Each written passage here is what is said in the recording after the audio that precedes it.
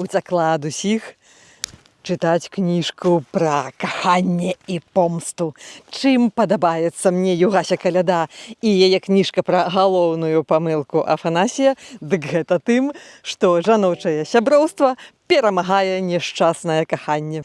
Рэцэпт лекавання ад гэтага няшчаснага кахання у тым, каб у цябе была сяброўка, моцная гарбата і ноч на тое, каб напісаць шчаслівы канец для любой няшчаснай гісторыі кахання. Для тых, хто ў 2005 годзе быў яшчэ задужа маленькі, каб чытаць пра каханне, Гутенберг у серыі «Акно ў прозу» перавыдаў гэтую кніжку, таму дзяўчаты, бягом чытайце і будзеце ўсё ведаць пра каханне. Хлопцы, чытайце кніжку, каб не дапусціць той самай галоўнай памылкі, на которой споткнуўся Афанасій.